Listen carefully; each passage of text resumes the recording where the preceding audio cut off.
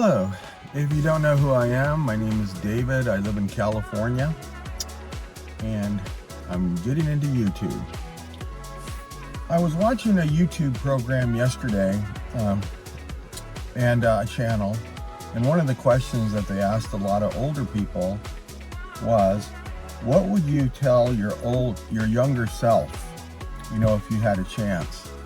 Now the theme of the whole thing was these people had not saved enough money, had not bought their own home, so they were renting. And it was pretty sad. And I actually think it's going to happen a lot more, just because this is the way of the world now. We tend to get gratification immediately, and then we don't think about the future.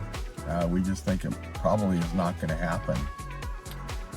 I remember my niece asking me one time when she was very young, "Uncle Dave, how come you work so hard?" And I never had anybody ask me that. I actually didn't think I worked that hard, but I guess I did. I put quite a bit of hours in my sales position selling swimming pools. And so I thought about it for a while. I really had to think about it. And what I came up with was, when I grew up very poor. And I remember in 1971, it was a Christmas where I'm going to say I was 13 years old. And you always expect to have a lot of presents, and it's a big deal. So I wanted to show you guys what I got for my Christmas present in 1971. And it was a sad gift, but it's probably turned out to be one of my best gifts. In 1971, this used to be, whenever you have a typewriter, you'd have a typewriter ribbon. And this is the typewriter ribbon. And what's inside of it, it says Christmas 1971. I remember my dad had one of those machines, that you can make these little labels here. And inside here is a coin, a $50, a quarter, a dime, a nickel, and a penny from 1971. This is all I got for Christmas. I didn't get anything else. And what was great about living in a rural area, everybody I knew, including us, we were all poor. I mean, you didn't have to compare like it is nowadays, where you've got these neighbors that have a lot and then some neighbors don't have enough. Where I grew up, nobody had anything. And I've always kept this in my nightstand right next to me for all these years. It represents to me the need to save money. You have to save money. Saving money, I've always told my children, is like freedom. It's lessens your stress. And savings is really just deferred spending. You may or may not spend it later in life, but all you're doing is you're deferring the spending. I was so crazy about not being poor that I even went to college and got a degree in economics.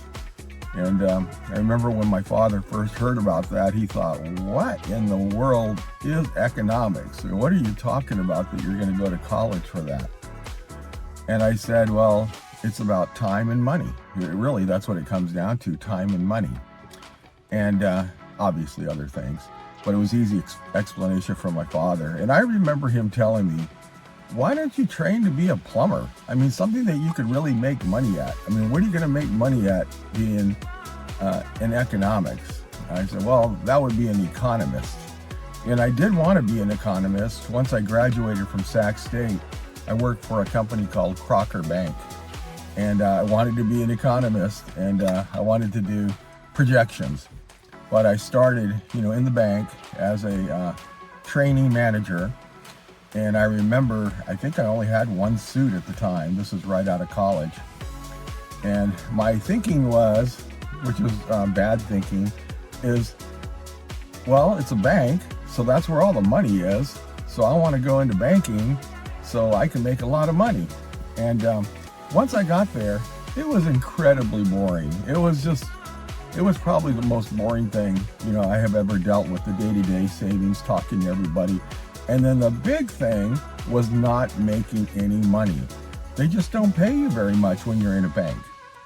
And I remember thinking, I could make more money in construction, so I decided to get back into construction where I didn't have to wear a suit. I remember they complained about me because they go, Dave, we're noticing that you have like maybe 2-3 suits that you're changing the tie and changing the shirt. Well, they didn't know I only had one suit actually, and I was pretty good at making it look different. But I kind of told them, I go, you're not paying me any money. I have no money to go buy a suit. And they said, well, you're going to have to save because it's becoming obvious that you're wearing the same suit every day. And so I decided to go back into construction where I could make twice as much as what I was making at a bank. And I could dress in shorts with my hiking boots and, a t-shirt. And back then I always wore tank tops. So I was like, this is like freedom. I make a lot more money and I don't have to wear a suit. At first, when I wore a suit, it made me think that I was very special. And because I grew up in a blue-collar family, and nobody I knew wore suits. I didn't know anybody that even had a tie, except for maybe a funeral or something like that. And we always wore our ties, not the proper length, either too high or way too long, because we didn't even know how you were supposed to wear a tie. We always button all of our jackets all the way up rather than leaving the last button unbuttoned, And so it was kind of funny having to wear a suit and thinking that this thing about it being like I'm an executive, now I don't work in the ditches, but yet I still wasn't making any money. It reminds me of another story when I worked at a milling plant where I was a Raymond mill operator, and I remember that they would grind this stuff down, and it was a union job. My prior job to it was a good job, pretty good. Actually, I was making more than my father, which irritated the crap out of him. But I remember them tasking me. I said, I'm going to quit because I'm going to get this other job. And they said, well, how much more do they pay you? I go, it's $1 an hour more. And they said, you're going to quit this job to go somewhere for $1 an hour more? And I said, yes, I am. And I said, and you're going to lose somebody because you don't want to pay an extra $1 an hour. Well, we can't afford it, blah, blah, blah, blah, blah. So I ended up going to this other job, and my whole life had always been looking at where could I go to make the most money? Because I only have so many hours in a day. So I want to maximize, what I made. When they said, what would you have told your younger self in this program? And the issue always seemed to be about money. It made me think about some of the things that I learned in economics and I kind of carry with me throughout my life. The first thing, there's really 3 items. You increase your income, which is what I was doing by getting $1 an hour more. You reduce your expenses, which goes along the lines of buying a house while you're young. Your price of your mortgage stays flat, where prices of rent go up and up. And then savings is really delayed spending. That's all it is. You're gonna spend it eventually, but you're holding it for right now. The more you can save and put aside, for that rainy day, the better off you're gonna be. It actually equals freedom. In terms of increasing your income, that hourly thing was important for me. Obviously, I looked at, the health of the company I was going at, and I eventually ended up in sales. Sales, I found out while I was in economics, is the highest profession if you're, like, say, an employee and you're working for somebody. And it was interesting to me because why? Why is it so high? Well, it's because it's a skill that not everybody can do. Some people don't feel comfortable doing it, and then some people just say, I can't sell. That's a very common thing.